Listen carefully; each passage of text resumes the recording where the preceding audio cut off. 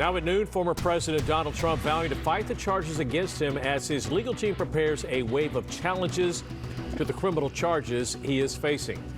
Thanks for joining us for the KTLA 5 News at noon. I'm Glenn Walker. And I'm Lou Parker. Trump is charged with 34 counts related to an alleged hush money payment to porn actress Stormy Daniels. The former president maintains that he did nothing wrong and that the charges are politically motivated. KTLA 5's Corrine Winter joining us now with the story. Corrine?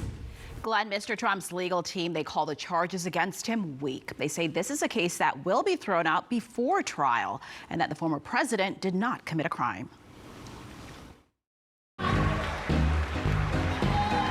defiant former president. I never thought anything like this could happen in America. Speaking to his legion of supporters in Florida following his historic indictment. Prosecutors charged Donald Trump with 34 felony counts of falsifying business records in a hush money case. He pleaded not guilty to all the counts. With a very dark cloud over our beloved country, I have no doubt, nevertheless, that we will make America great again.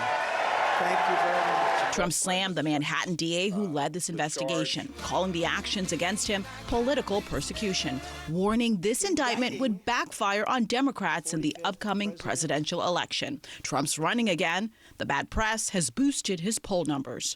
Prosecutors believe they have a solid case against him. At its core, this case today is one with allegations like so many of our white-collar cases.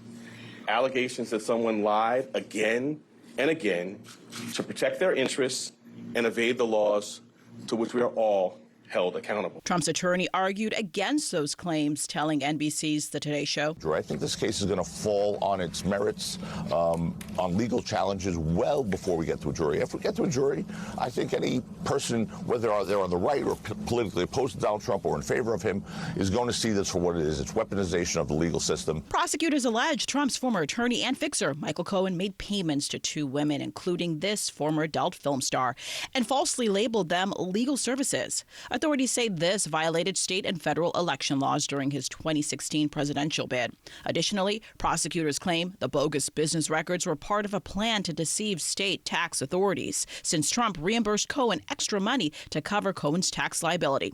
Cohen, a possible witness in this case, spoke out on CNN about Trump's seething speech on Tuesday, where he blasted the judge in this case, saying he hates him. Trump even went after his family. Nobody's able to tell him to knock it off because Donald Trump doesn't care what anybody says or what anybody thinks, because you have. As for the next step in this case, while the defense has until August 8th to file any motions, the prosecution must respond by September 19th. The judge will decide on those motions in December. And then in January of next year, the district attorney will set a possible date for the trial. If that trial moves forward, well, Trump's attorneys could file a motion to dismiss all the charges. Glenn and Lou. All right. Thank you, Corrine. U.S. Secretary of State Antony Blinken is overseas as NATO is moving forward with a new member. Finland is now the latest country to join the military alliance. KTLA 5's Trevor Shirley reporting from Washington, D.C. with more details. Secretary of State Antony Blinken spoke with NATO allies today amid continued tensions in Europe and growing concerns in the Pacific. This week, Finland officially joined the North Atlantic Treaty Organization amid the backdrop of